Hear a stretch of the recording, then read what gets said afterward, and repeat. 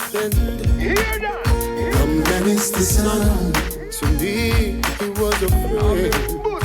Never wanted a penny more than the agreement. Yeah.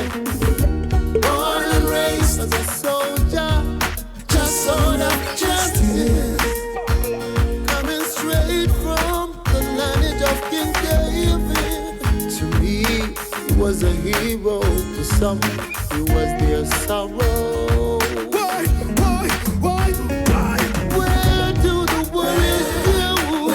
Greetings and salutations, one and all. Welcome to the end of the night shift week. The very first Real Talk Wednesday of 2020. Happy hump day to you. I want to say big ups to each and everyone locked in right now. Those on TuneIn Radio Night Shift to DJ Kevin Stew. Those locked in with all the affiliate stations across the globe. Those on PEMGTV.com. Of course, those right here at the home of the night shift, KevinStew.com. I say welcome to the show. Glad to have you. Couldn't do it without you. You have my word, I wouldn't even try.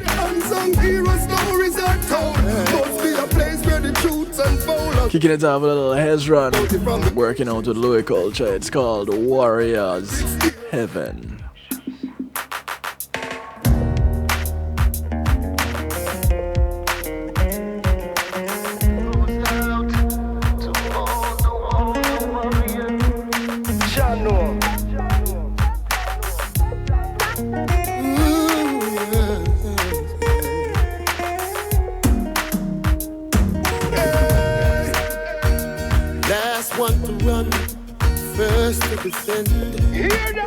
Come menace the sun. To me, he was a friend. Never wanted a penny more than the agreement. Yeah. Born and raised as a soldier, just sort of justice. Coming straight from the lineage of King David. To me, he was a hero. To some, he was their sorrow. Where do the warriors go? Is there a place where the streets are paved with gold? Milk and honey flowing from the fountains. Tell me then, is there a warrior's heaven? I'm as small and not always, I think no one. Where do the warriors go? Is there a place where one man born to defend readily gives his life for a friend? Is there a warrior's heaven? There must be a place for the warriors who broke down the barriers to rest their souls. Must be a place that is warm for the buffalo soldiers coming in from the cold. Must be a place for the brave and the bold where the unsung hero stories are told. Must be a place where the truths unfold as the billows roll. I read about it from the ancient scroll. Come in at this one, we live where politics here, and the people of the higher society don't care. While the rapers and the killers of the people them steer. The justice declare and the place gets repaired. See all of them, they're good things to see you make happen. It hurt me to see your body lay down in a coffin. But all when your bones them rotten, you're gone, but you're never forgotten. And though society offers no badge of honor, no bed of glory, they say you are a bad man. But oh, as for me, 1,000 deaths salute to a true warrior. Somebody tell me, where do the warriors go? Is there a place where the streets are paved with gold?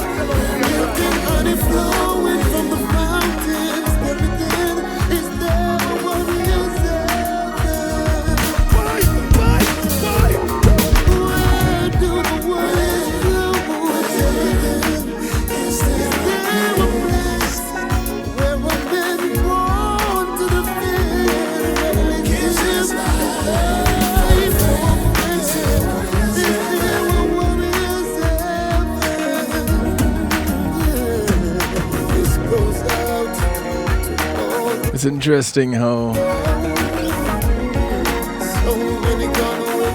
that little ad just wants to keep going. For some reason, it just wants to start. I want to say thanks to Pulse Media Group for sponsoring this segment of the show. Pulse Media, when being in the moment, is priceless. Just give them a call, 754-999-6020. Or visit them online at pulsemg.com.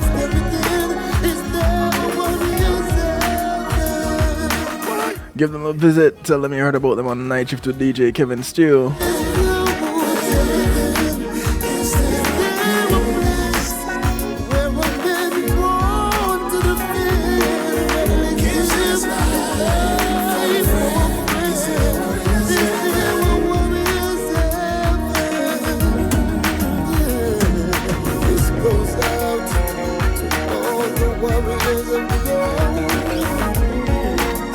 I want to welcome you all, those in the stew pot on the night shift on kevinstew.com. For those of you who are new wondering what the stew pot is, it's an interactive portal on kevinstew.com. Others call it a chat room, but we're fancy over here. We call it the stew pot. I want to say big ups to Marlon, host of Real Rockers.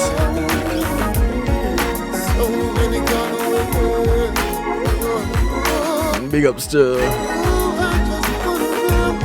our other visitor, waiting for the rest to jump on in. If you're tuned in but not hanging out in the stew pot, where the water is always fine, we keep things bubbling, I want to welcome you also. The sound of Hezron working out with Louis Culture, a track called Warrior's Heaven. And in this time where there's a lot of talk of war based on what is happening in Iran or happening between the US and Iran, you know, some people would say you need to correct that. It is what is happening between Trump and Iran. Well, whichever way you want to present it, it is what is happening in Iran. And with that in mind, looking at war and hearing all the talk about wars and the possibility of a war and all that, you kind of have to ask the question, you know, what's going on with people? How are people reacting? And when you talk about people, I'm talking about people across the board. When it comes to a view of the world, we all know that it's pretty much a messed up place. Well, it can be. And it can be the worst, but if you're lucky, you probably won't get to deal with it much other than your daily struggles. So it could seem as though it is the worst based on how much of your world you are living out. You know what I mean? How much experiences you have determines how and what you're measuring it against. When it comes to soldiers,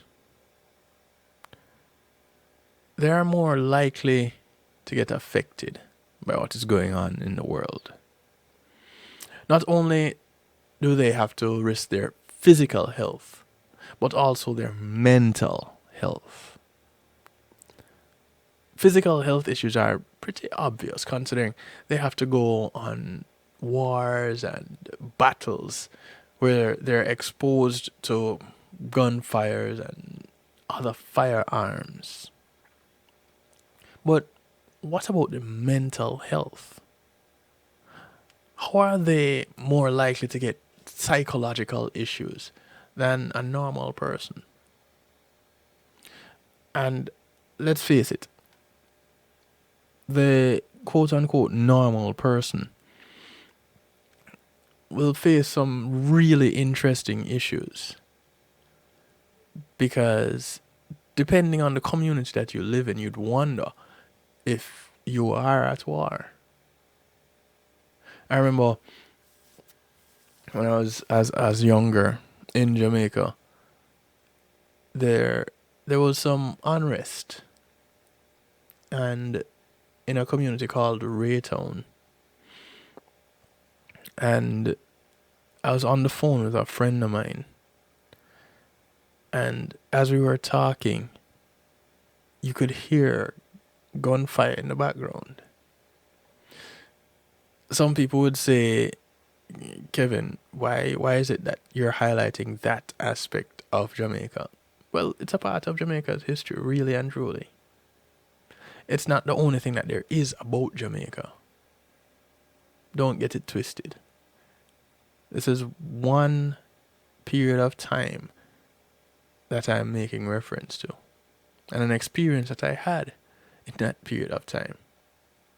Because I could tell you tons of stories of walking home with friends, playing on the street, buying boiled crabs and buying peppered shrimp, having sky juice, waiting for the bus. Tons of stories, playing street ball. None of those have anything to do with violence. None of those things have anything to do with gunfire. So don't think that because I'm mentioning this, it means that this is all that there is to Jamaica.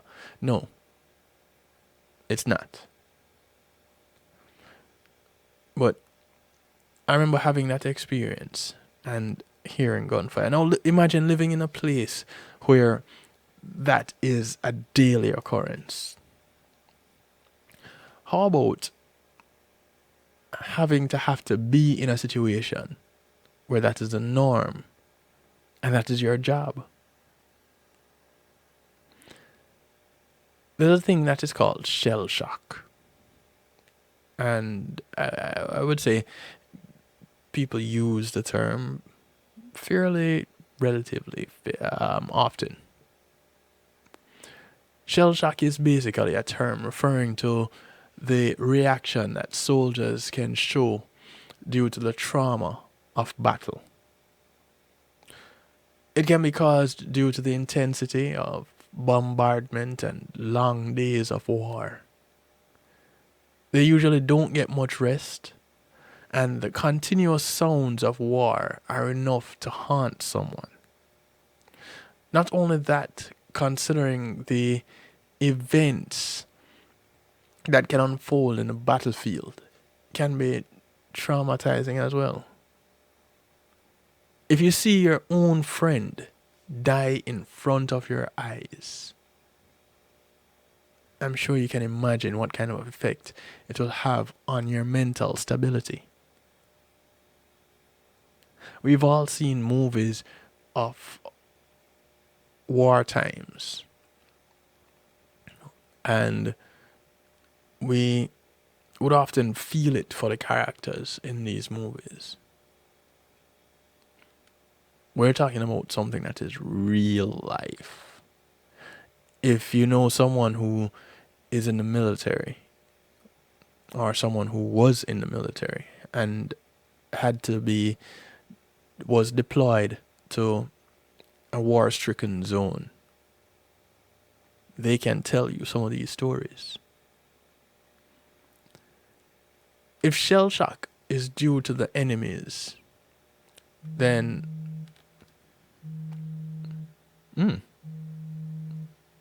okay. Hello? Hello? We're off to a flying start tonight.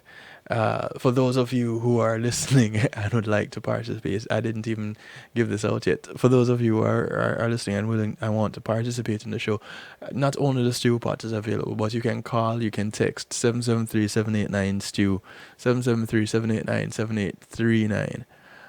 Greetings and salutations to you. How are you? I'm doing great. How are you? I am well. Many would recognize this voice from previous shows and from my Christmas show. I welcome you to tonight's show, very first Real Talk show of 2020. All is well Great to with be you. here. Thank you, thank Yes, you. yes. And happy blessed Earth Date to you also. Yay, me. Ladies and gentlemen, I speak to none other than the sponsor of our next segment of the show, Miss Healing Heavenly Hands herself. And I'm glad that you're calling in right now. And what is it that you'd like to share with us? Let me see if it's along the lines of why I'm glad. Well, for those of the listeners that don't know, I'm former military. I was in the military for 8 years, and even though I was never physically in a war zone, Yes. I have been on active duty during the Gulf War. Mm-hmm. Thank you for your And service. you're welcome.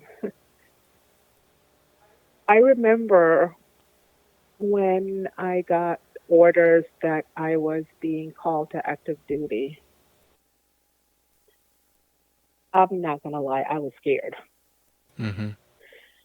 Even though during training, this is what they train you for. Right. They train you to fight in a war. Even though a lot of the drills that we do, they're simulated, but in the long run, that is what the military trains you to do. Mm-hmm. They train you for war. They prepare you for war. I also had a nephew who he did five, either 5 or 6 tours in Afghanistan, Mm. and he flew a fighter jet. Wow. So it's like every time that he got deployed, the whole family was on edge until he would come back home. And he just kept going back tour after tour after tour. And it was, even though we would hope that everything was okay with him, Mm-hmm.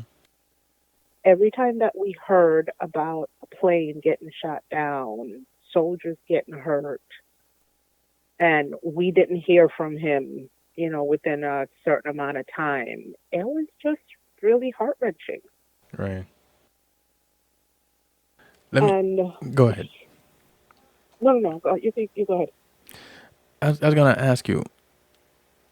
You know, the first thing that I started touching on right here was shell shock, and you mentioned being trained to be out there in battle, which would pretty much mean that you there were, and we've seen them in movies, we've heard about them in stories. There would have been wartime simulation training, correct? Yeah. Hmm. Which would mean uh, gunfire, explosions, uh, uh, learning All of how to that. do rescue, going through the trenches, you name it. All of that. I remember towards the end of basic training, there was it was a nighttime drill, Hmm. and we were literally brought out in the woods somewhere where we'd never been before at night to go through a course where they were firing live rounds above our heads, and we had to literally crawl through the dirt, Hmm. and we would have to go through these different simulations where we come upon an injured soldier, and we would have to basically transport that soldier on how we were trained to get that soldier out of Harm's way. out of harm's way, under the line of fire, while keeping yourself safe. Right. And there were what we call foxholes, Mm-hmm. and those are is basically where you would crawl into to escape, like enemy fire. Right. Oh my gosh, I'm just sitting here having flashbacks. Wow. That right there was, and I mean, there were explosions going off. And I'm thinking to myself, oh my God, what did I sign up for? I didn't sign up for this. Knowing Mm. good and well that when you go in the service, I don't know, I can't say this enough, that is what they train you for. Right. They train you to go and fight in a war.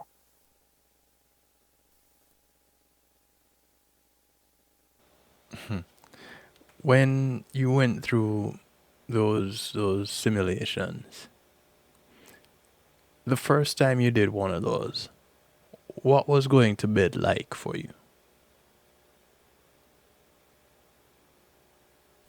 The very first time, because the first time that we did any of those trainings, it was like in a classroom situation where they would give you scenarios,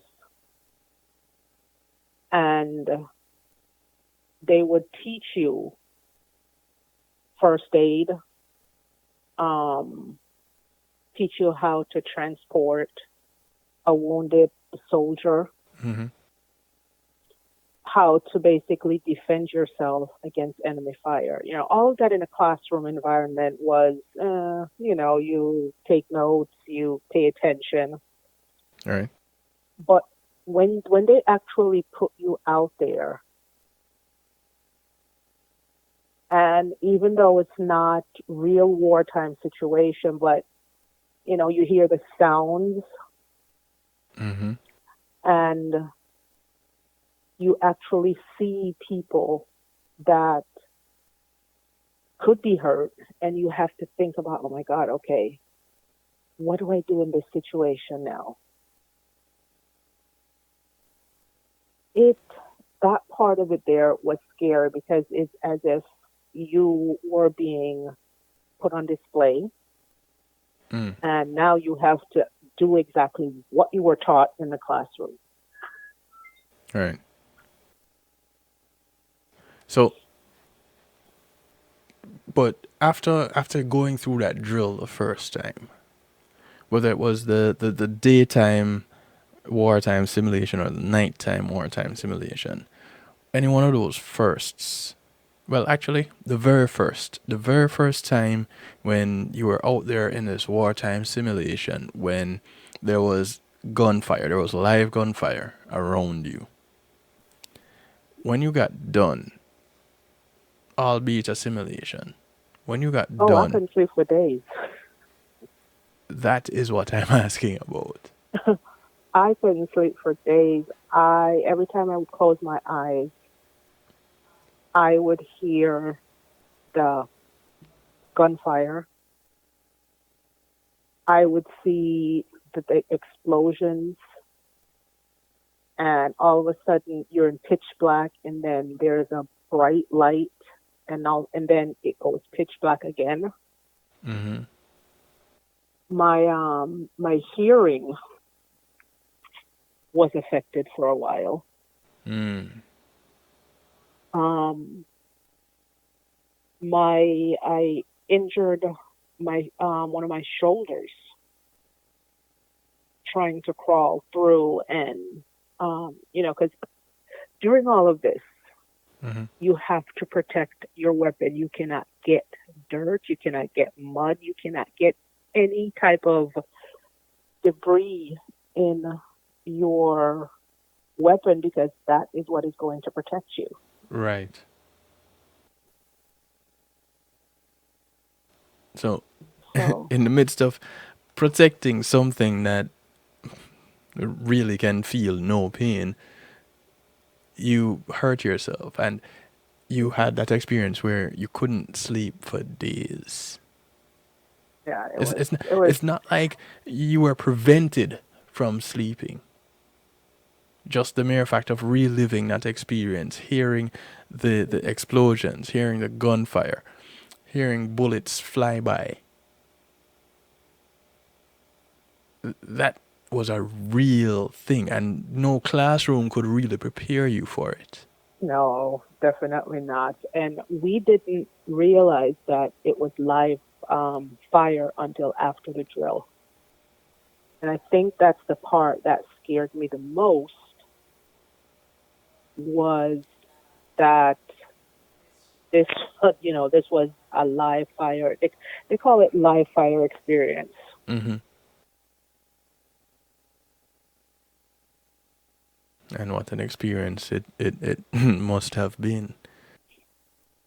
You know, so I can only imagine what it is like to actually be in that situation. I've heard stories of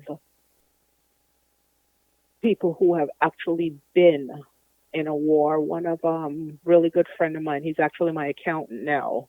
He Hmm. was in the Vietnam War,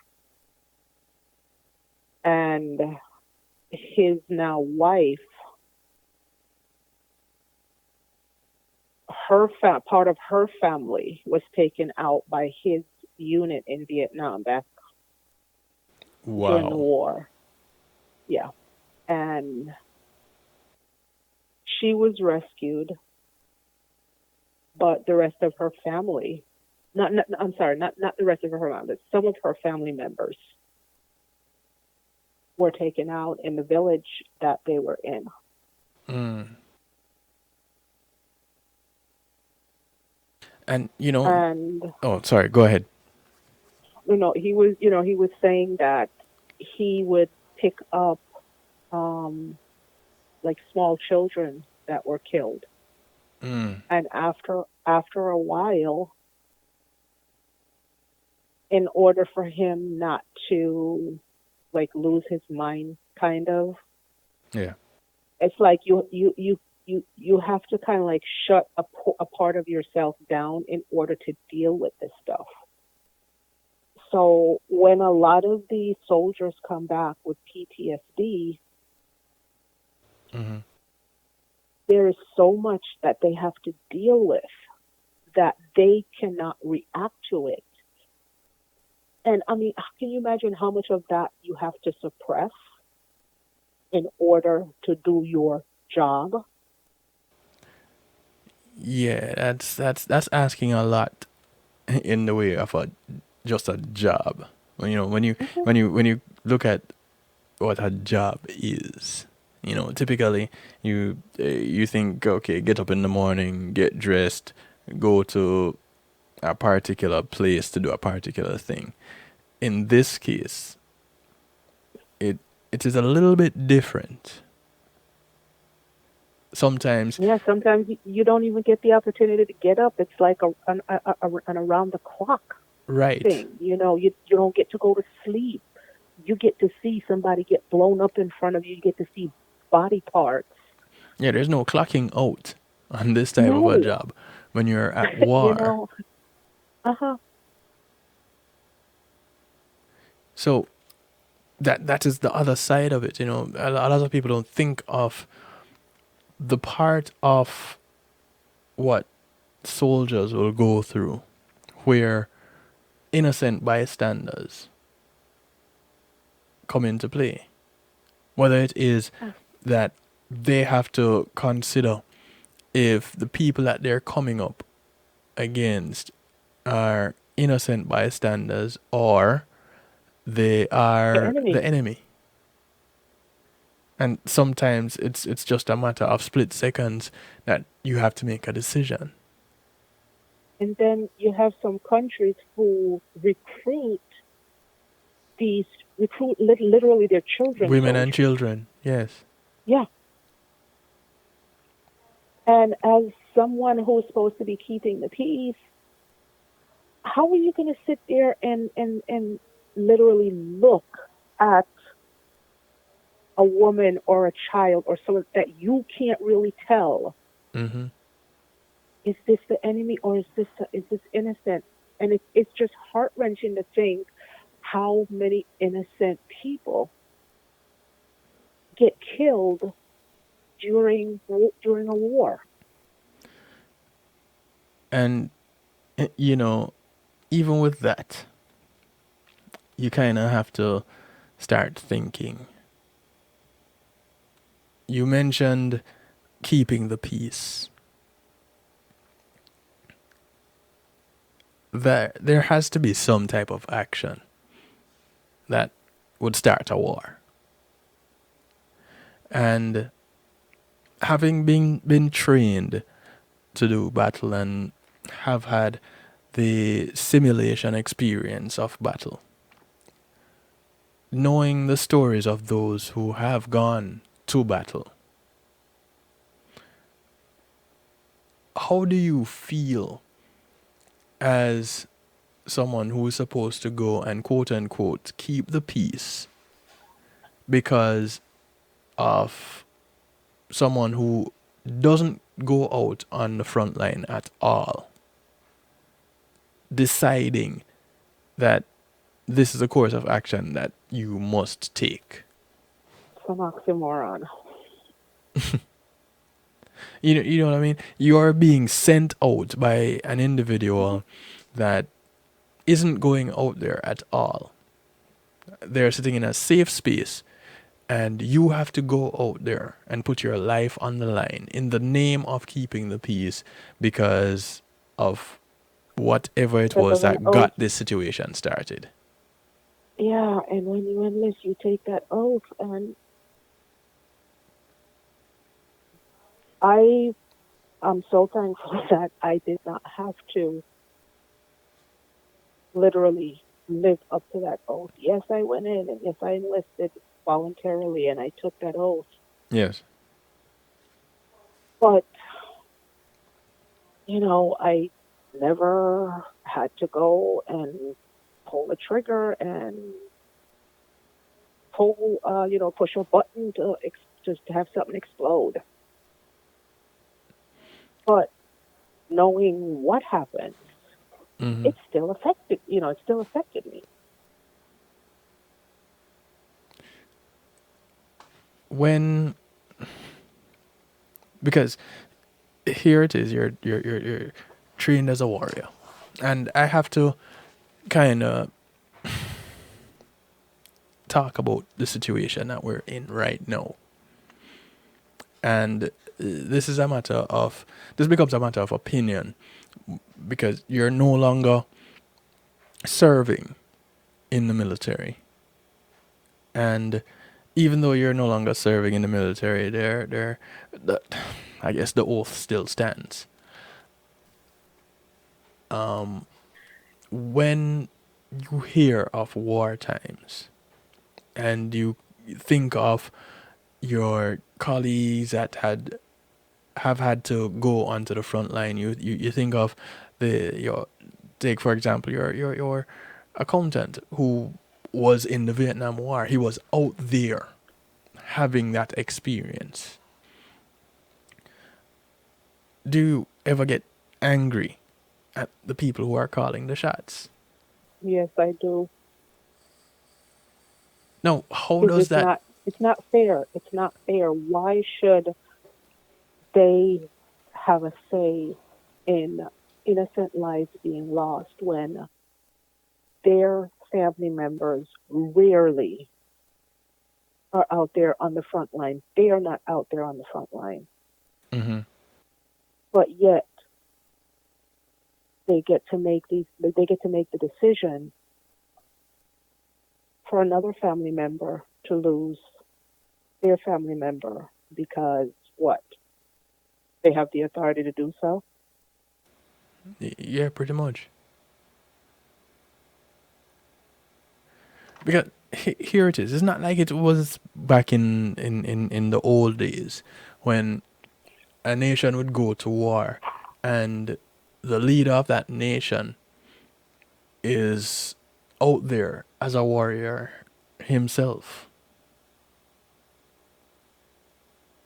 And most of the times it would be a man, so definitely himself.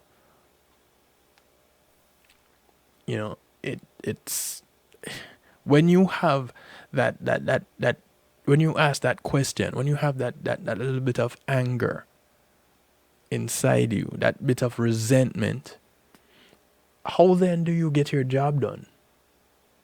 Even as someone who is working not on the front line, working in support of those on the front line, how do you get your job done effectively? Having that anger.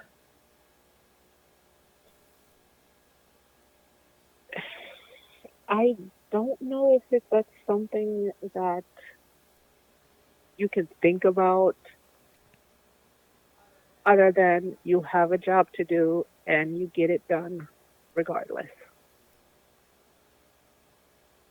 Just like the soldiers on the front line, they're out there, they have to protect the front line. Mm-hmm. If they get angry, they can't just walk away and say, "You know what? I don't agree with this. I'm upset. I'm mad. I can't do this." You don't have a choice. Well, let me add to that just a little bit more. It's one thing when you're defending your own home. So let's say, for example, it was invaders to the United States. It's one thing to say you're defending the United States. When you're leaving the United States to go into someone else's country, to say you're defending the United States. Again, it's an oxymoron. You know, and I'm using the US because I'm in the US. Hmm. But wherever it is that you're a soldier fighting that war for that country, you know, how do you say that you're going to defend your country knowing that one, you don't even have anything to do with this battle that is going on, and you may not come back from it? It's all political crap. But yet still you're required to do this job. Yep. So in addition to experiencing the sound of gunfire over your head, the explosions that go off within feet of you from sometimes, putting your life on the line, all the emotion that comes with that, looking at death.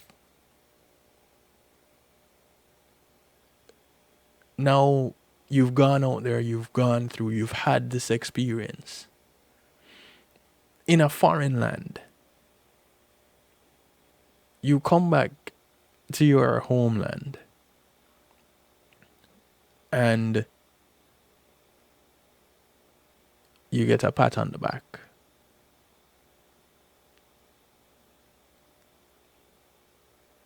What do you say?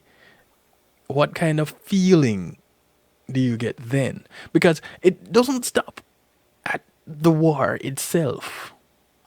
For those The who, war is just the physical part of what they have to deal with. The worst, I think the worst part of the psychology part of it comes after the war, and when they're when they come back home, if they come back home, Mhm. and they have to now deal with what they saw, with what they had to do,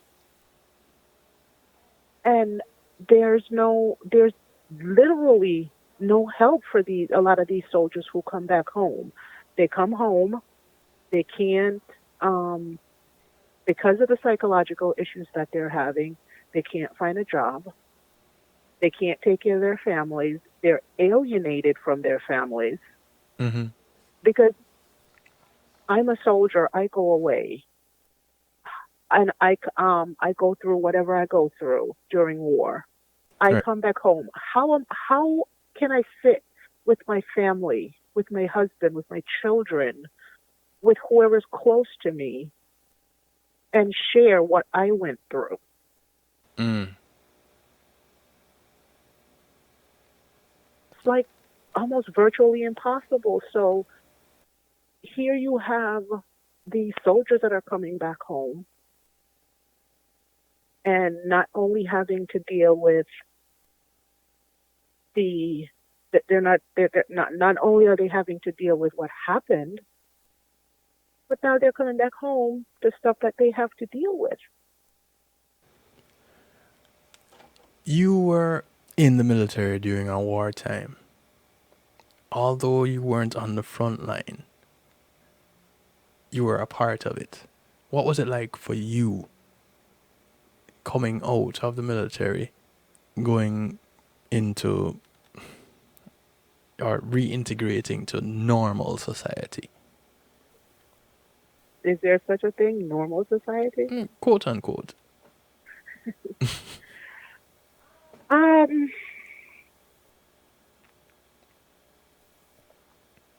it was it wasn't that difficult for me because I was there's a level of respect and a level of certain work ethics that you develop Hmm. while you're going through training. Right. And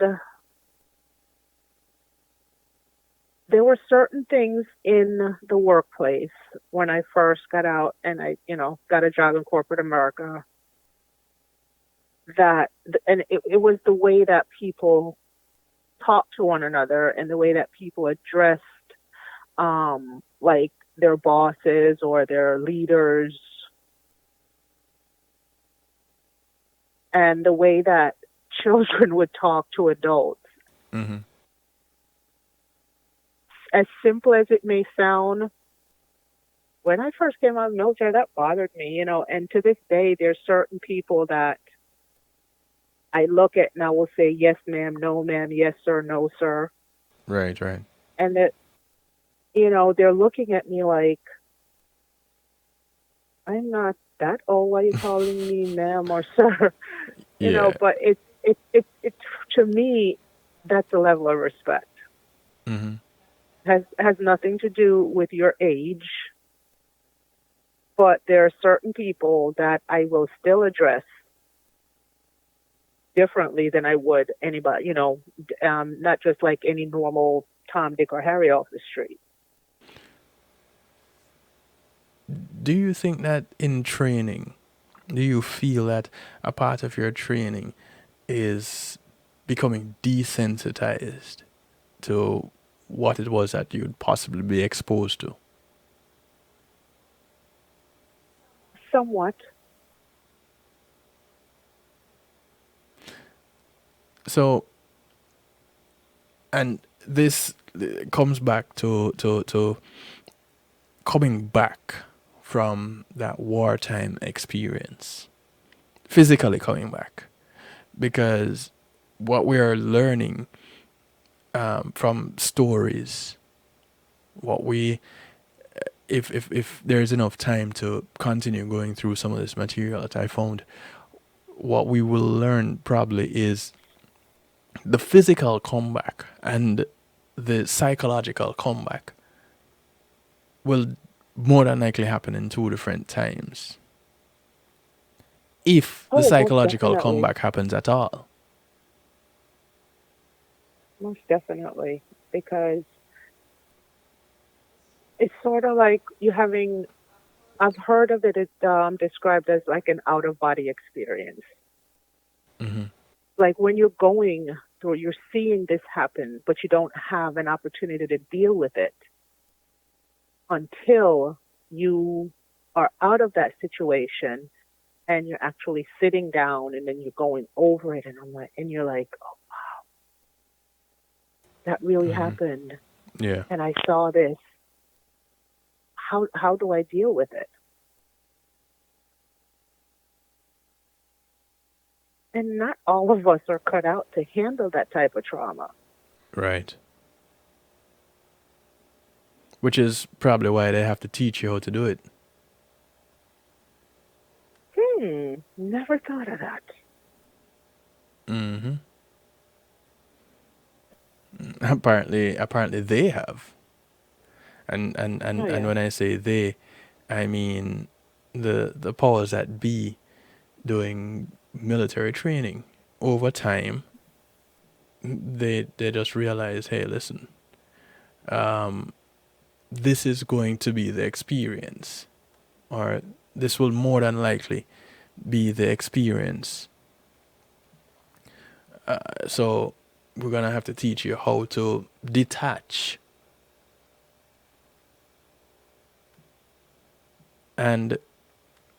But in teaching you how to detach, are you taught how to reattach? Nope. And that now becomes another part of the story. That becomes another part of the scenario, the situation with war.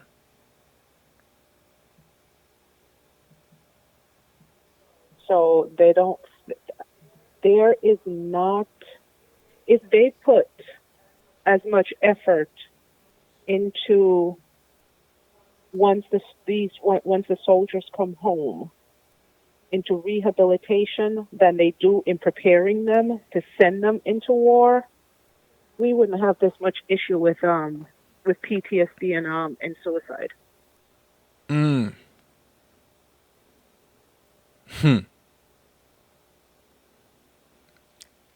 And so that adds another part to it. You go to war and run the risk of being killed by some people you don't know and some people that you should possibly dislike, only to come home or come back from this war to possibly die at your own hand because you weren't given the tools with how to deal with that wartime, how to recover from that experience. Yeah. And pretty much end up being left on your own to deal with that. Exactly. Because unless they're coming back to a loving, supportive family who understands what they've been through, who has been given training on how to deal with what they've been through, looking for the signs of what it is like to have PTSD. How many families do you know that can just recognize when somebody's going through PTSD? The military doesn't prepare the families for when the soldiers come back home.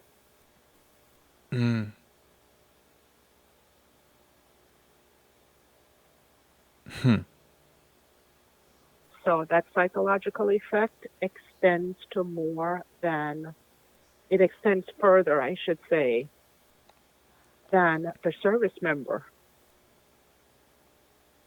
Yeah, it does. Some of the information that I had actually found speaks to that of family members of soldiers and what they have to go through in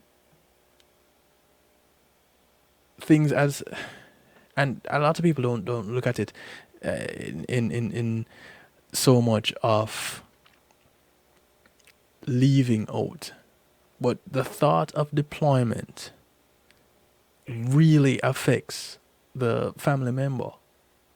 Yeah. And more often than not, we think of the war and we miss out on the part of the individuals who are saying to that brother, that sister, that uncle, that aunt, that mother, that father, that, you know, I may not see you again. Not to mention that son or daughter. I may not see you again. And I don't even think that they have the courage to say that out loud, because if you say something like that out loud, that means that it's a reality, and no family member wants to, even though they know that it could happen, they don't want to say it out loud, knowing that it could be a reality.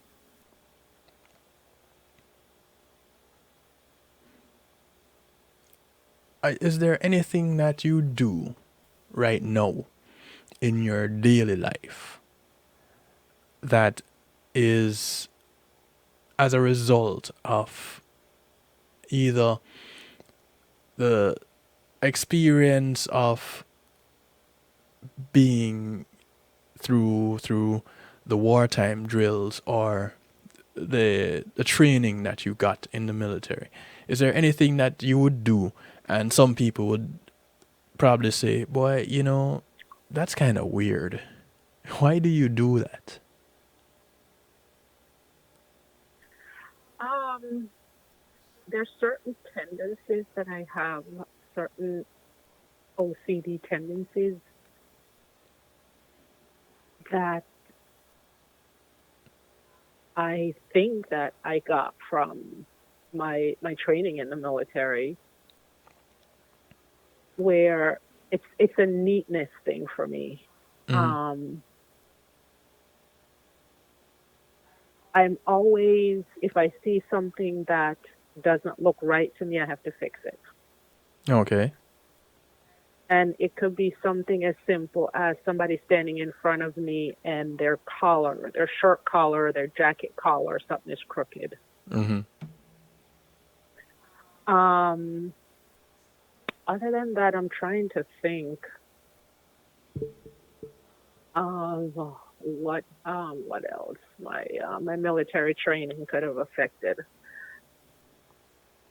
Is there Uh, anything that you do, like is do you well, go around with a heightened sense of oh yes, awareness or anything like that? yeah. I just something. I just thought of something else. When I go into a room to sit, Yeah. if I'm sitting in a room, my back cannot face the door. And that happened this morning. My daughter took me out to a breakfast brunch and to a birthday brunch. Mm-hmm. She asked, "Do you want to sit here?" And I said, "Oh God, oh no, I can't turn my back to the door. You crazy?"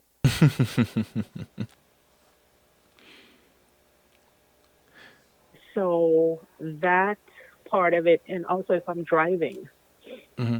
and a vehicle behind me makes more than two turns, if I turn twice and that same vehicle makes those exact turns, Mm-hmm. oh no, I'm taking a detour. You're not following me. And you think that came from a part of your training? That's what I'm attributing it to, because otherwise, how else? When if somebody walks into a room, I tend to look, just in case I have to give a description of that person. I Mm. usually look at the clothes they're wearing, and if especially if they have any type of suspicious behavior, then that kind of like heightens my sense of security. That okay, I need to remember this just in case this happens. I need to be able to say, okay, this is what the person looked like, and this is what they were wearing, and this is what they were doing. Mm.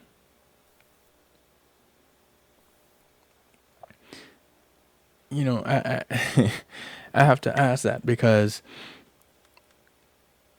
you who have received the training, you've done the simulations, you've been in support of those on the front lines. You come back with these little things. For those who had actually been on the front line, it can only make you imagine some of the things that have become Yeah. commonplace for them. That the average person, quote unquote, average person, would think, why would they do that? You don't need to do that. You're just being paranoid. Yeah, paranoia for one, normalcy for the other. Or just heightened sense of awareness. Well, yeah, but then that heightened sense of awareness now becomes normal for that person that may not Yeah, have started out that way, but this right, is right, now their new normal. right.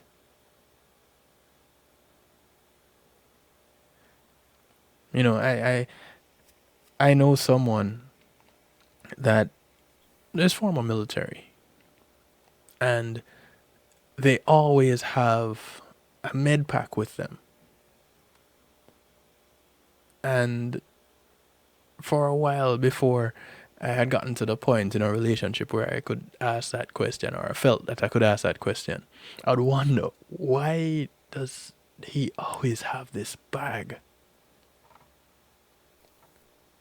Only to get the story that he had a friend pass away in his arms and felt that he could have helped him if only he had a med pack. Hmm. Wow. And this is someone who, it's not like they're still at war,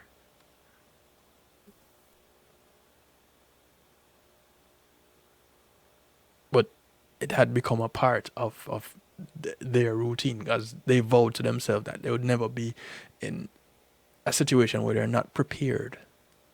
Right. This was his new normal. And so it becomes a little bit more than just being trained. I'm not saying that there are not some good things that come out of being in the military. You just mentioned a few of them. There's a sense of pride that you get with when it comes to being neat. And you call it your OCD. But in reality, it is just um, a sense of pride in yourself and your surroundings. Well, thank you so much for putting it into those kind words. I Oh, you didn't see I it that way? appreciate you. No. I see it as somebody folding a towel one way, and Mm-hmm. I sit there and literally fidget because no, that is not how the towel is supposed to be folded. That's not pride, that's OCD. Okay? So, and as soon as that person gets up and move, I have to take that towel and I have to, and then once it's folded the correct way, I can be like, okay, all right, that's done. I can get back to whatever it was I was doing now. So, is it really the correct way, or is it just your way? It's the correct way, of course.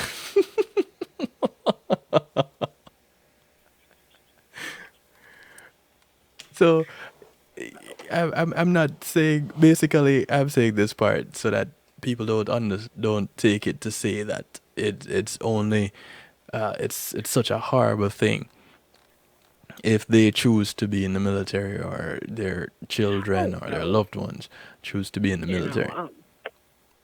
definitely not. And the one of the things that the good things that I took away was the, like I said before, the respect part of it, the taking pride in what you do, Hmm. not just, not just your physical appearance, but giving not, giving more than 100% in what you do, and the, having a certain standard in the way you perform a task. Right. So yeah, definitely, with, and it's like life, with everything there are some good things, and then on the flip side there are some not so good things.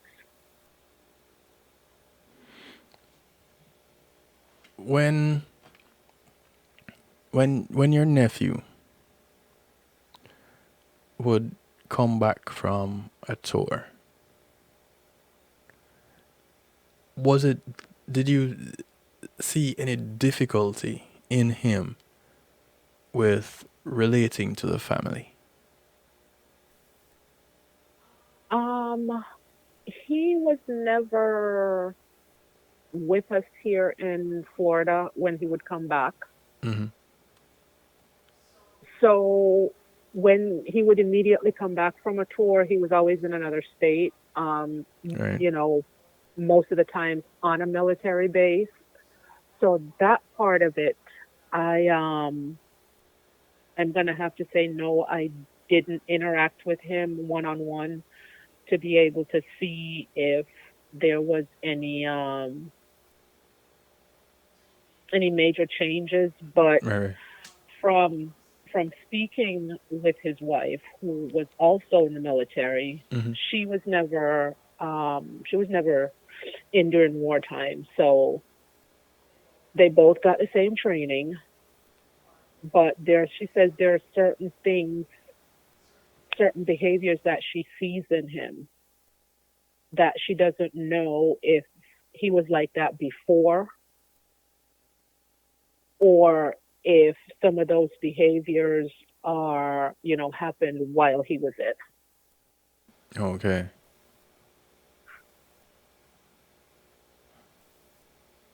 Um. But Go ahead. no, but I'm quite sure that being through what he's been through, he was one of the lucky ones that, like I said, had a supportive family when he came back, and he had access to counseling. Hmm. So whatever psychological issues that he had, he wasn't, it's not like he had to deal with it on his own.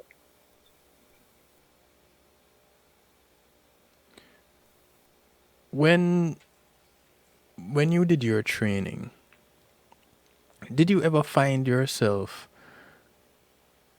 just sitting and apparently focusing on an object that is a little bit of a distance off, just kind of like anybody has ever caught you in like a deep stare? What they refer to as the 1,000-yard stare. Has that ever happened to you? Sometimes, but I'm not sure I can't like pinpoint what I can attribute that to, because sometimes I'll just be deep in thought and I'll focus on something, but honestly, I cannot say definitively that it had to do with the training that I received. No. And I have to ask you in the sense of your training, because you've for you, it was just the wartime simulation, and that was made to be like the real thing.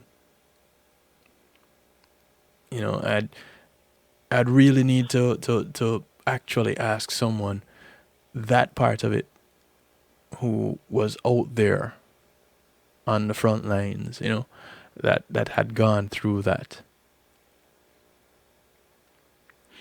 But I just have to wonder,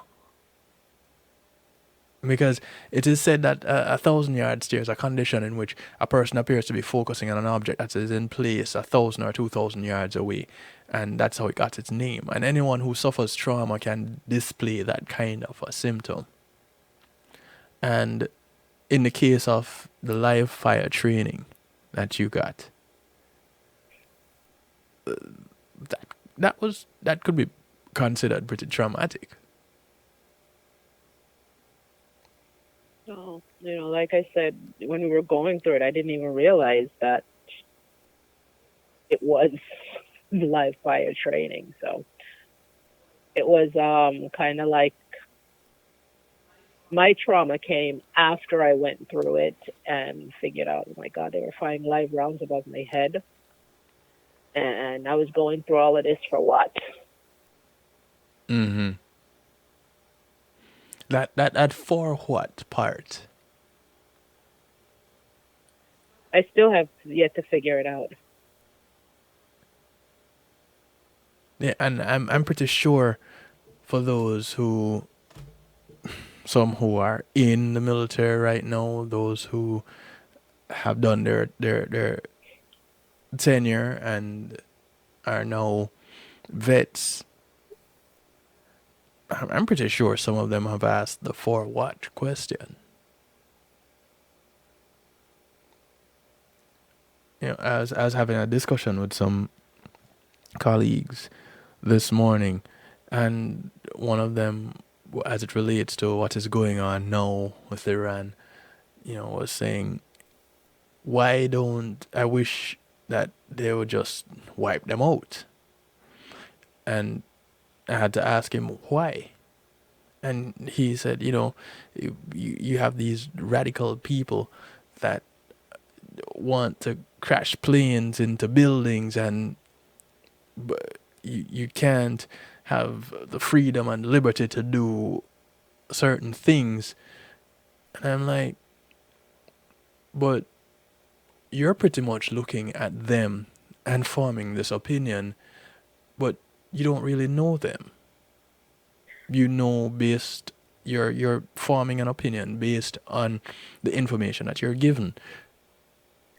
Chances are those very same people are being fed quite the opposite, or a very similar spiel, but it is the US that is painted in the negative. Right.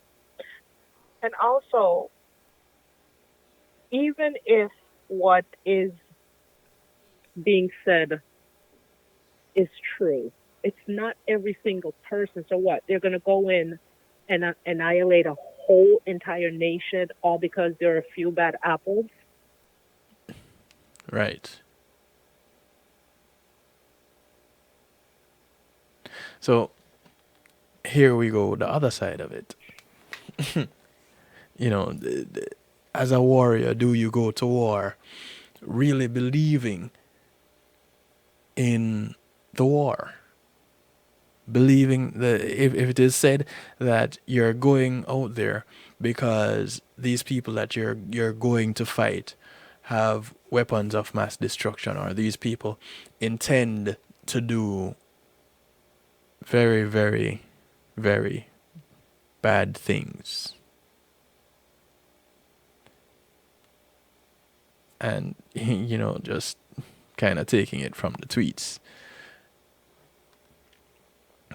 Do you believe that or is it a requirement for you to believe that when you're going out there? Or does it come back to what we were talking about earlier? And this is your job. Do your job. Yeah, basically. You take that oath,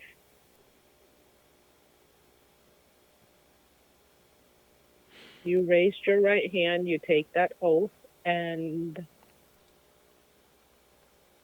there comes a time when you have to, regardless of what your beliefs are, you took an oath to defend this country during peacetime and during wartime.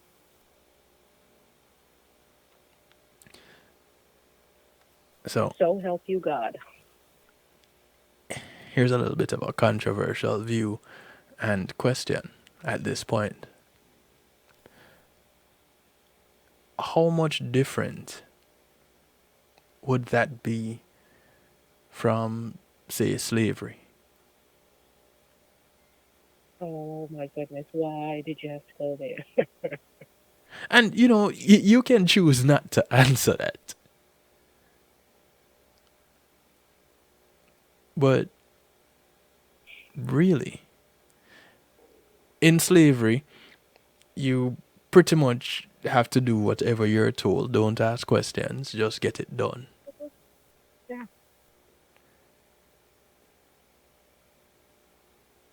And your reward for doing that is you don't get whipped. You get to sleep. You get some food.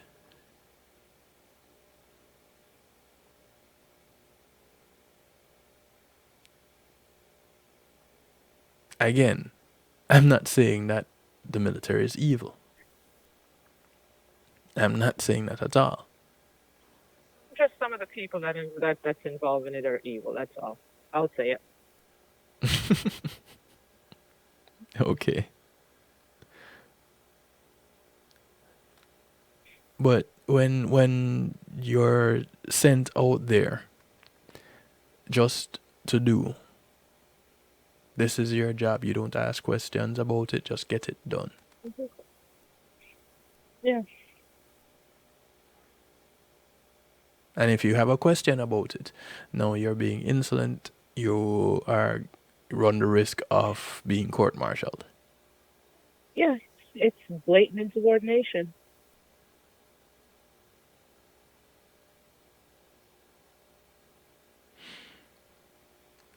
When you're taught to act that way, you're taught to operate in this way. It is ingrained in you that this is the way to operate.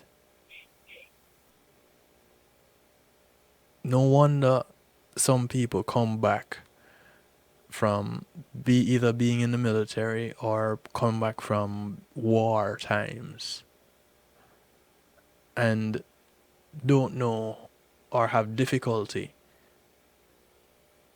reintegrating to quote unquote normal society where they're making their own decisions and doing their own things.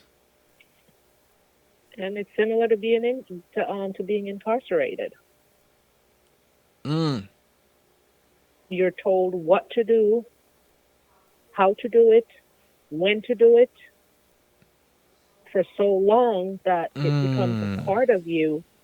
And now that when you are out of that environment and you now have what is called so-called free will, you were never taught, or you were taught at an early age, hopefully, how to do and think for yourself. Right. But then you were reprogrammed. And now that you're no longer in that environment, you're not taught how to go back and think for yourself, make decisions for yourself, do things for yourself. They just think that this stuff automatically happens, and once you're out of that environment, they just at the flip of a switch, you're just supposed to go back to normal. Well, what is considered normal? Life before. Mm. Yeah.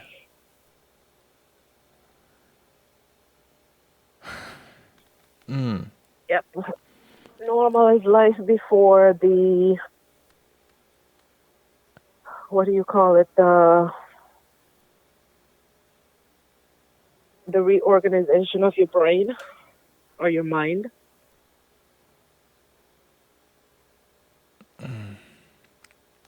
What are some of the resources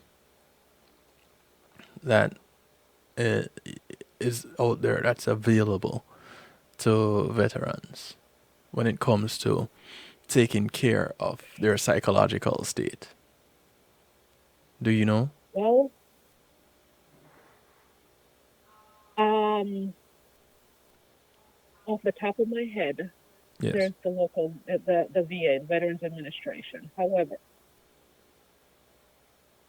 they are limited as to what they can do How so? because not only, remember that injury I told you that I sustained? I now have to actually prove in order to get any type of veterans benefits Mm-hmm. that I sustained this injury while I was in the military. Not everyone at the VA has prior military experience. You have people there that has never that doesn't know what military training looks like. You have some people there that have military experience, Mm-hmm. but then when somebody like myself goes in there to try to establish, I think I forgot the proper terminology for it, but instead of them trying to, you know, steer you towards where you can get assistance for this, they don't want it because they don't have the answer. They don't always direct you to the appropriate place for you to get the help. And then they make it so difficult sometimes that a lot of these vets just say, you know what, just forget it. They do not make it easy for the vets, for some of the vets to get the help that they need. So it really matters whether or not you got this injury while either in training or in active service. You have to have had, if you're going to the VA for assistance for, say, an injury, it makes a difference whether the injury happened if you're in active service versus not. Versus training, no, but you have to prove it. But why? You're a former military. Isn't the benefit for Because you as a veteran? that's what they do. Hence, when some of the vets go for the assistance that is supposed to be provided, because you don't have adequately qualified people in these positions, it's just like you call up a service provider and they're giving you the runaround. Yes. If you're not persistent and said, okay, listen, I need to talk to this person, or this is what I need done, and I need it done, and I don't care what you have to do to get it. Not very many people are that persistent.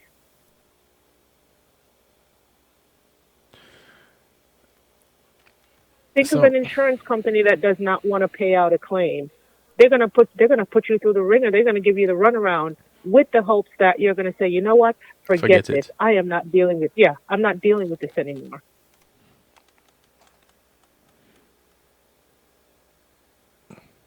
This after you've pledged an oath to protect your country with your life. Yep.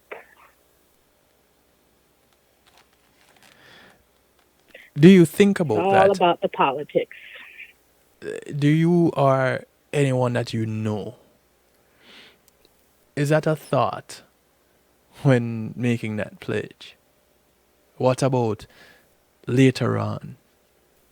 Nope, I never did. Because that's not something that they bring to your attention before you enlist.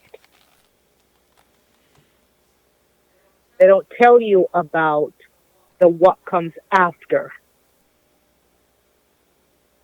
If they did that, do you think there would be this many people enlisting in the military? No.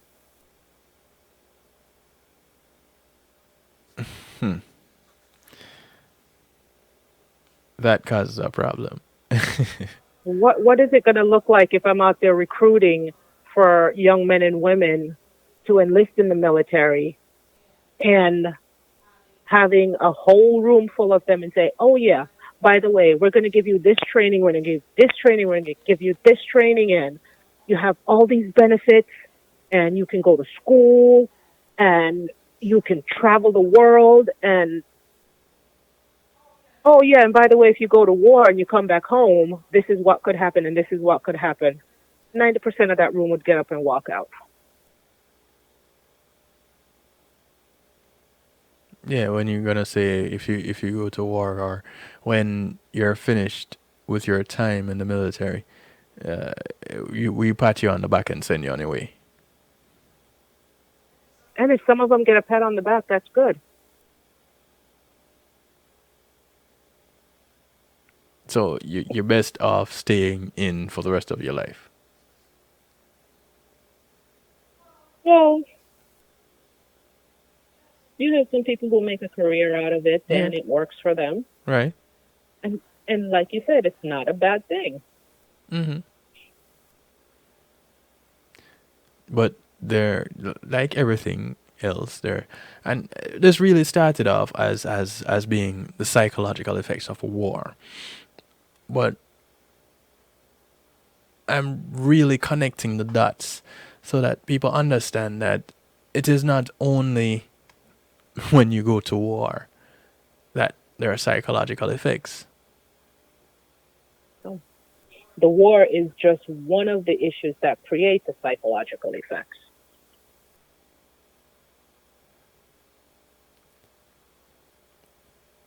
I wanted that to be the focal point because of what is happening right now.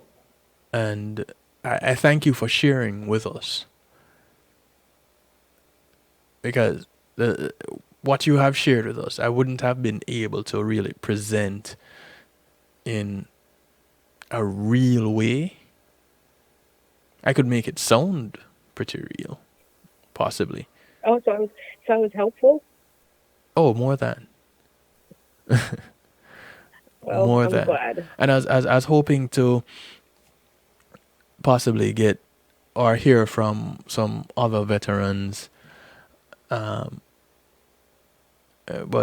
I'm not sure if I'd be able to hear from them. The line is still open. You can still call any And maybe you veterans can out have, there listening. maybe you can have a follow up. Yeah, quite possibly. Yeah. Considering that this show just pretty much, this particular show tonight just took on a life of its own. As I have you on the line here, and before I transition to musical therapy, I do want to thank you for sponsoring the second segment of this show, the previous segment. And for those of you wondering, I am saying thanks to Althea for her healing heavenly hands and for sponsoring the second segment of the show. Althea is a licensed massage therapist, among other things, as you have learned tonight. But she is licensed in the state of Florida as a massage therapist, and she operates in Broward County, North Miami-Dade, and South Palm Beach County. All you have to do is give her a call, 954-655-9000. That's 954-655-9000. Or you can email her at theolator@att.net. Set up your appointment. Tell her, hey, listen, I heard you and I heard about you on the night shift with DJ Kevin Stew, and I want to set up an appointment for my massage. much. When can we do it? She brings her table to you. She has oils, or if you have oils, she can work with you. Just have a conversation. Find out what it is that, tell her what it is that you need, and she may or may not be the right massage therapist for you. Have that conversation. It starts with a phone call, 954-655-9000, or send an email, thealater@att.net. That's THEALATER@att.net. Okay? And thanks to Reggae Global Entertainment for sponsoring this segment that we're closing out right now. Reggae Global Entertainment meets your needs as it relates to a lot of your entertainment needs, your bookings, your promotions, artist bios, and such. Give them a call, 954-998-8034. That's 954-998-8034.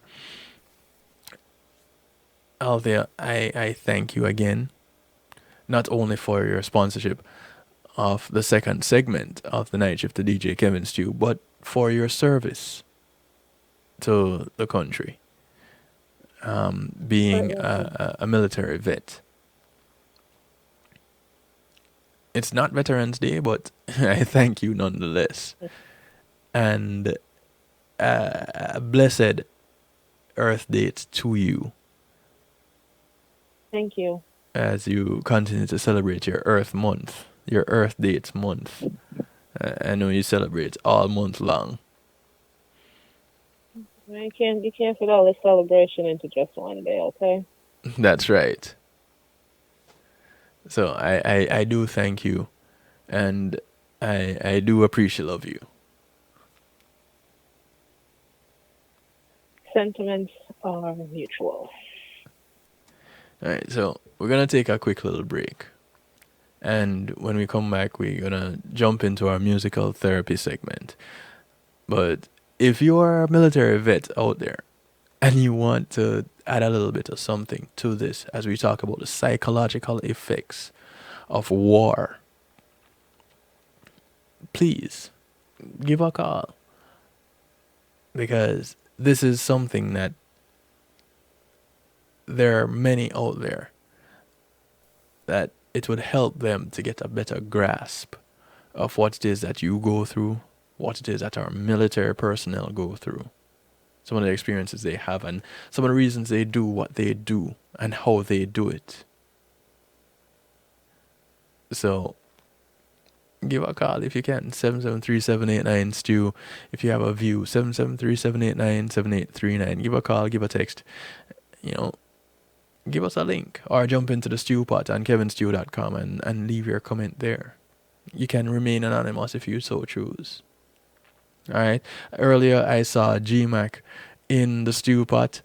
I don't know if you're still listening. Big ups to you. G-Mac is a sponsor for the next segment that will be our musical therapy segment that we'll be jumping into when we come back from this break. So, big ups, G-Mac. I'm going to be right back. Y'all take care. Until then, you go refresh. And when we come back, we just close out the night shift week with some musical therapy. All right? We'll be right back.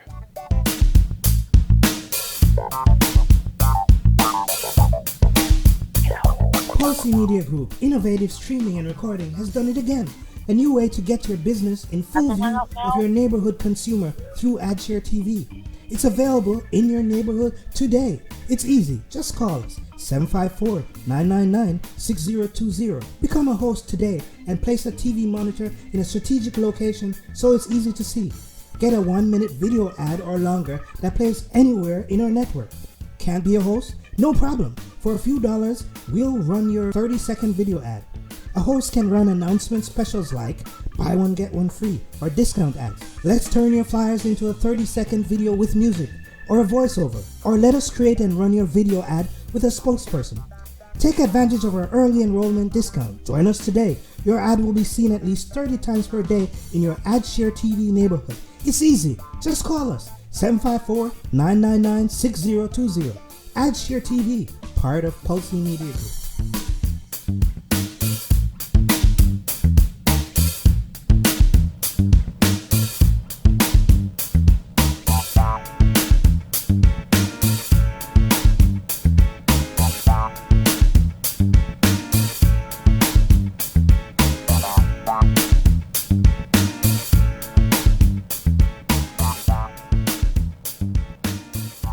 2020 is going to be epic. Land Beloved Media Group presents Saturday Night Live, Saturday, January 25th at the Garden, 4340 North State Road 7 in Lauderdale Lakes. Performing live, Lieutenant Stitchy, Ed Robinson, Ricky Stereo, Benji Myers, Little Miki, and the female trio that's been creating waves across the nation, SDS. All backed by the award-winning Code Red Band.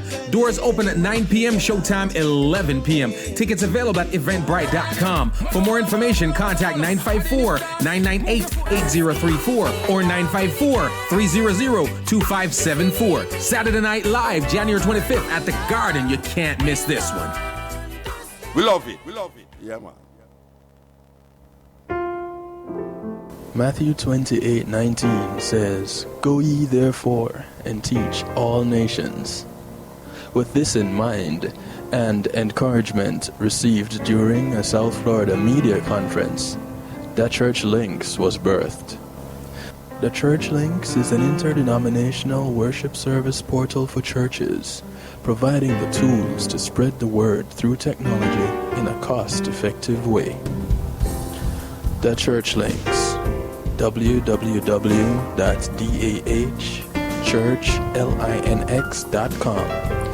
Your links to worship and praise.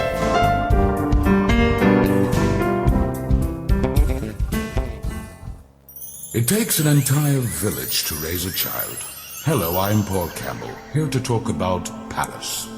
Peace and Love Academic Scholarship. This non-profit group supports students facing serious obstacles from entering or continuing their studies, not because the grades are failing, but due to the lack of financial support. Over the past 8 years, Palace has awarded 600 scholarships valued at approximately 50.3 million Jamaican dollars, or 415,000 US dollars. Together, we must build a better future for our children.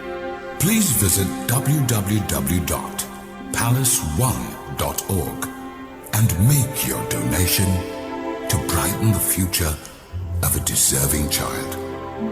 Palace, preserving young minds for posterity. Hi, this is Cara Manti, and you're listening to DJ Kevin Stew, and this is the Night Shift. Turn out the beat, little bit, I'm feel it up. Me ready. Yeah, me ready. Infectious, me ready. Alright, steady. Listen. Left, right. Warrior war, this bigger than fight. Left, right. Something I go up me in the dance hall tonight. Me get this ya call so me march. Me run Caramanti no map. Me know say the thing get dark. So the iron I tough up me heart. Me life none of them can lock up. No action, them a just talk. Tasteless, them need some salt. Me and infectious, they all up. Left, right. Warrior war, this bigger than fight. Left, right. Something I go up me in the dance hall tonight. Left, right. Warrior war, this bigger than fight. Left, right. So more get killing I dance here tonight. So we gear up, and we are here enough. Say them a violate with team and a act tough. Them no scare us, we too focus. Me full of lyrics, but them beats infectious. And when we start come, nobody start run. And in a lyrical war, we no need gun. Oh no too numb, oh you fit test on. This a big people war, you're too young. Left, right. Warrior war, this bigger than fight. Left, right. Something I go up me in the dance hall tonight. Left, right.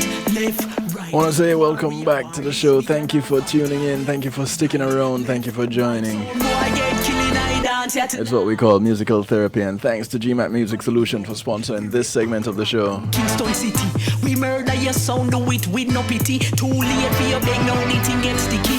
Long time we are pure, you are more so fishy. You're now more This is the sound of Caramanti. So we slaughter your sound. It's called War, We Are War. Don't know who you are, Caramanti. Left, right. Warrior war, this bigger than fight. Left, right. Something I go up me in the dance hall tonight. Left, right. Warrior war, this bigger than fight. Left, right, left, right. So no, I get killing I dance here tonight. Me get this here. Our sponsor for this segment, GMAT Music Solutions. I want to thank them. GMAT Music Solutions providing sound and lights, stage production services. Getting tongue-tied there. They provide musical equipment, PA systems, DJs, bands, musicians, singers, you name it. Whatever it takes to bring your event to life, GMAC Music Solutions can help with that. 754-307 GMAC gets you in touch. 754-307-4622. Give them a call or visit them online, gmatmusicsolutions.com. Let them know you heard about them right here on the night shift with DJ Kevin Stew. Alright? Cool. This is the sound of Royce. It's called Madness. Been a long time coming. Are you ever gonna change? Are you ever gonna take advice for how I'm feeling? It's been a long time running, and I know you wanna stay. So I think that it is time we live like we used to. Right all around the city singing with the top down. Let's take it back to when we were younger. It's been a long time coming. So put on a happy face. Grab my hand so we can let all of our troubles out. There's no care tonight. Take me for a ride. Even when it's dark, never will lie. Even when it's dark and you lose your mind. Whoa, whoa. Right in the moment when your head is confused. Oh, I will stay in the madness with you. Oh, now you're so crazy. Oh, I'm crazy too. Right in the moment when your head is confused. Oh, I will stay in the madness with you. Baby, don't you worry, 'cause you know I understand what it's like to be chewed up and spit out in the cold world. Baby, there's no hurry, as long as you take my hand. We can dance and I won't be the one to let you go. There's no care tonight.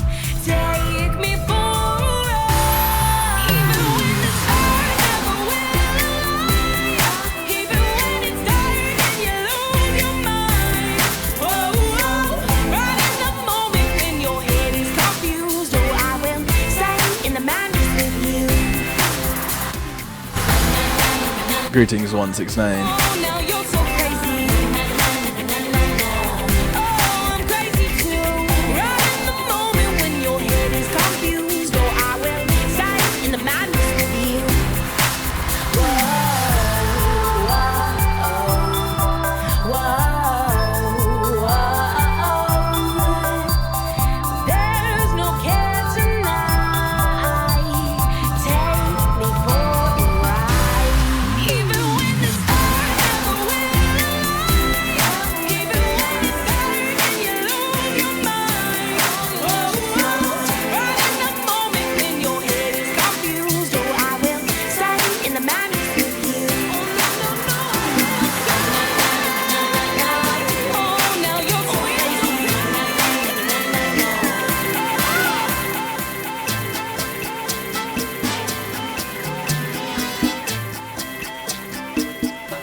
The Copacabana in Havana is where the naughty met Susanna.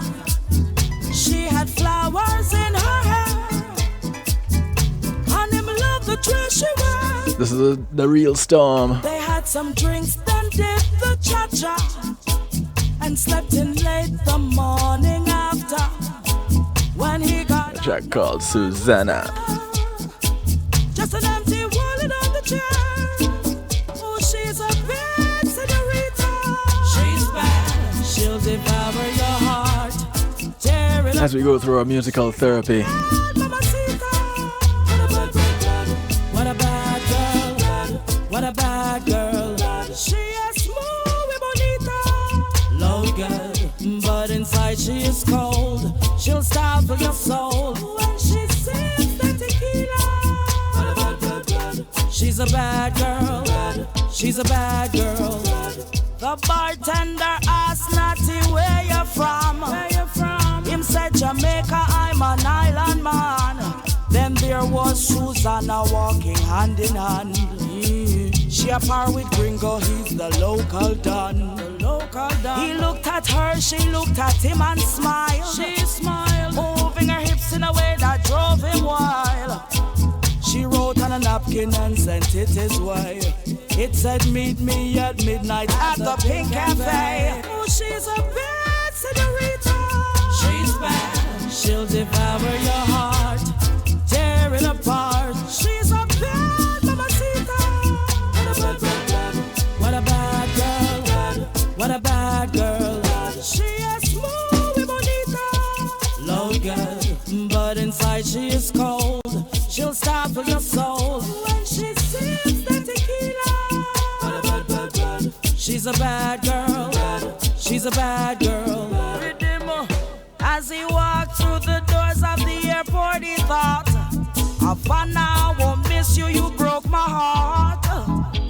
Lost in emotions as he stood in line, wondering how he could have been so blind. Then a familiar voice said, sir, what are you checking in? It was Susanna at the desk looking right back at him. She handed him his ticket and said, enjoy your flight. I hope your stay with us was out of sight. Oh, she's a bad senorita. She's bad. She'll devour your heart, tear it apart. She's a bad mamacita. What a bad girl. What a bad girl. She is muy bonita.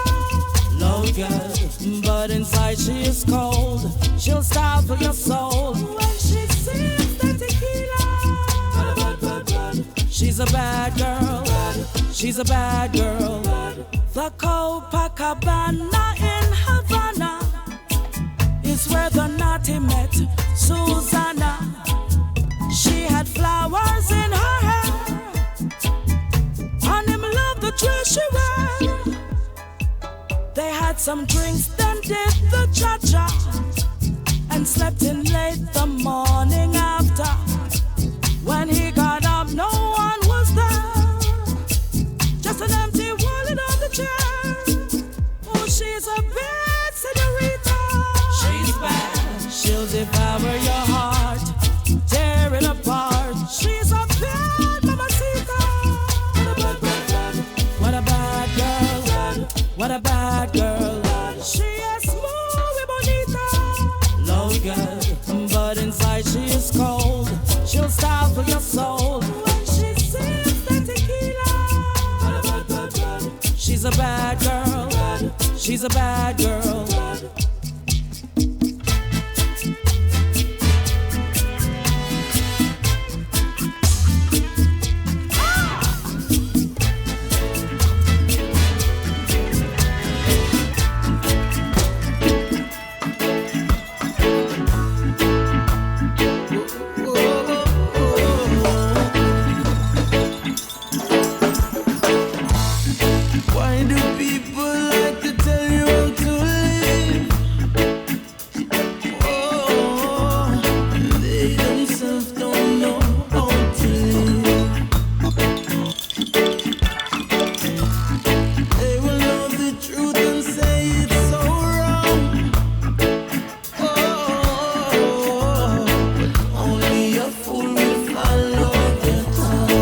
The son of Jamari Morgan.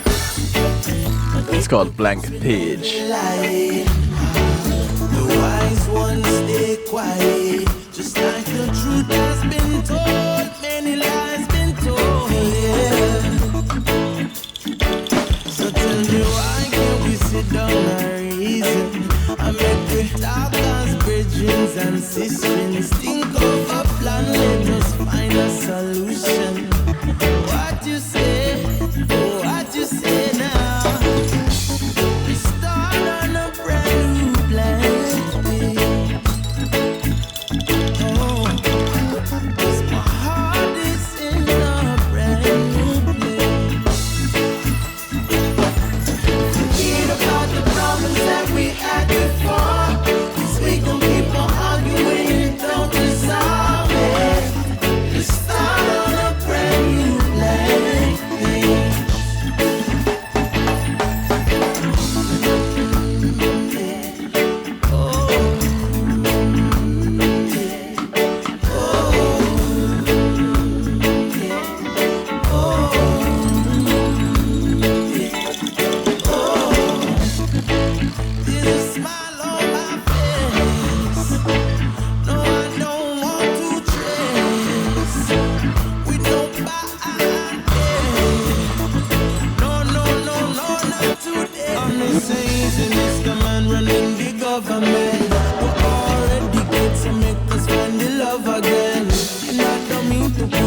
pressure upon me eye again.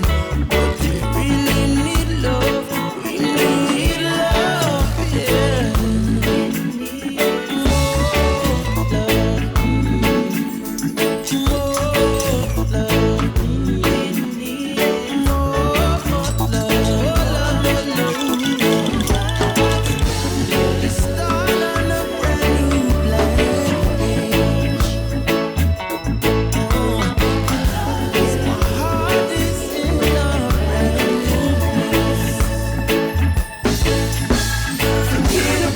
Problems that we had before, 'cause we gon' keep on arguing and don't resolve it.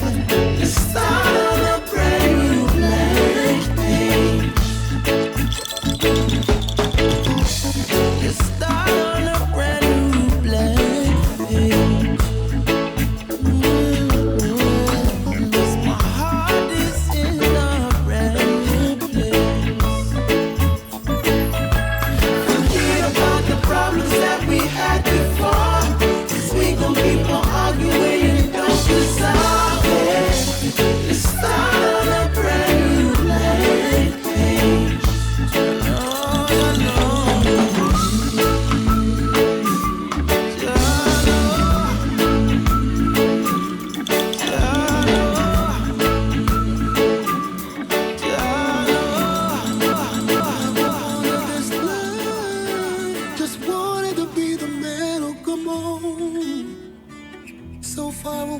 Survive, just to see the same signs on the road, yeah. Here I am, 6:30, sipping on gin and coffee.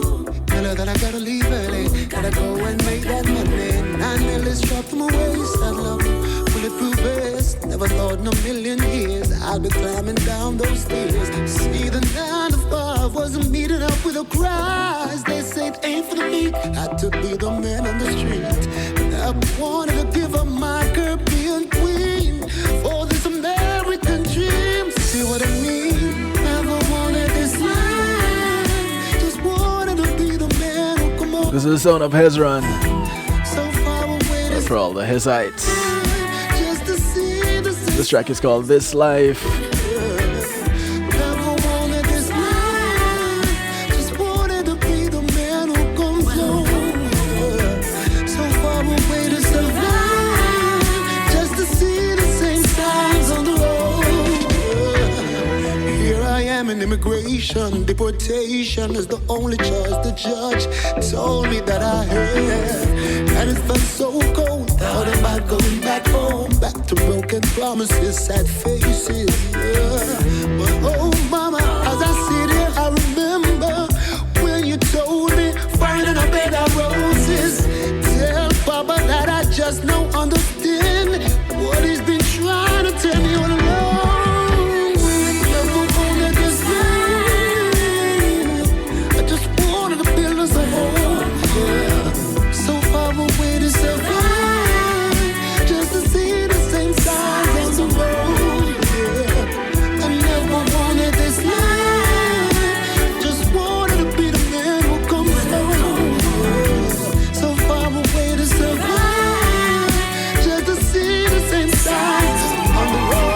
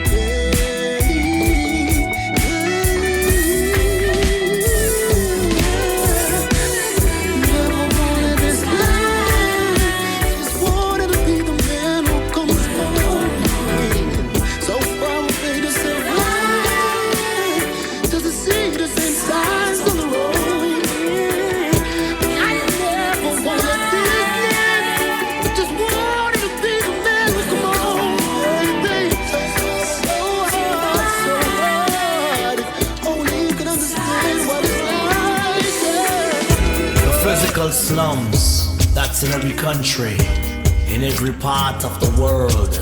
This so-called ghetto, where only the strong survive, and your morals will get tested. This is the sound of Ed Robinson. Street in every ghetto. A track called Bloodshed. When will they end this? I don't know. Ed Robinson will be performing in South Florida on the 25th. The very first Saturday Night Live inside the Garden. Mama lose her son to gunshot out the street, crying over Kaufman, she hold her read. Finally realize I get a life it not sweet. Lived at 30 years and still not know how she do it. Help me, Lord. My one son died, look how he died. Yeah. Help me, Lord. That's what she cried, and now she cries. Bloodshed on every street in every ghetto. Bloodshed. When will they end this? I don't know. Bloodshed on every street in every ghetto. Bloodshed. When will they end this? I don't know. Dodge and Rough come around with this double handcuff. Never planned for use it cause his 9 was enough. Johnny Spain on the corner with a little green stuff. Get an accusation right away, him get snuff. Help him, Lord, as he implies the informer lies. Him say, help me, Lord. That's what he cries right before he dies. Bloodshed on every street in every ghetto. Bloodshed. When will they end this? I don't know. Bloodshed on every street in every ghetto. Bloodshed. When will they end this? I don't know. Zion, there is peace. No more fighting of the minds. We are free. In Zion, we are one. No more fighting over race or religion. This is Christina Alicia. Zion, there is joy. Hear the track called Zion. trees lift their voice. In Zion, love is king. And it wins over every evil thing. I can be free. No more hate for the one that hurts me. Be free from the chains that hold me. I can be free from opinions that order me.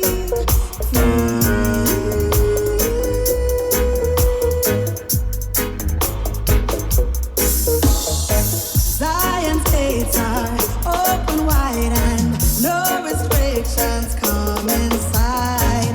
Rich or poorer, young and older, you'll never be pushed aside. You'll never thirst again. Oh, you'll never thirst again. As we bounce on out of this night shift week, I do encourage you to look out for your neighbors. And your neighbors are not just the people that live beside you or in your development, because your community spreads far and wide, especially with the advent of the internet. So as you go out,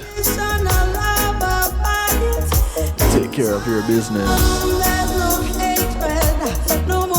As you walk, ride, or drive, take the bus, the plane, the boat, or the train, the people that you encounter, the people that you pass along the way, these are your neighbors. Do something good for one of them today, because you never know who's gonna do something good for you tomorrow. My name is DJ Kevin Stew. This is how I like to do it: to you, for you, and with you. Monday, Tuesday, and Wednesday, 10 to midnight, right here, kevinstew.com and affiliates. And as usual, I do also encourage you to be good. But in the event that you can't be good, go ahead and be good at it. Take care until we meet again. Good morning, good afternoon, good day to you wherever you are in the world. From right here in South Florida, good night.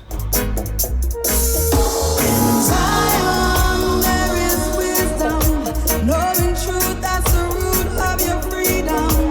In Zion, no one cries.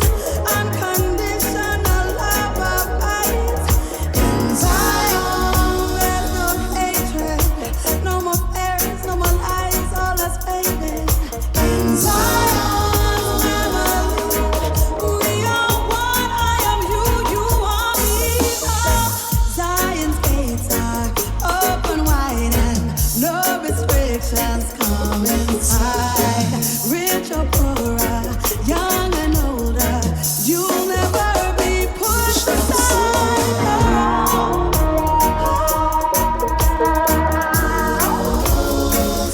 When being in the moment is priceless, consider the ability to share that moment.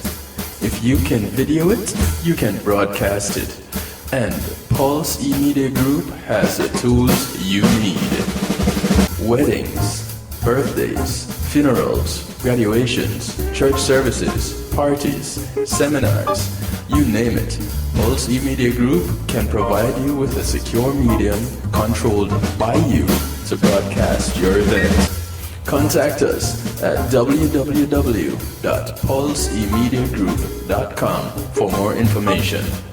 Pulse E-Media Group, when being in the moment is priceless.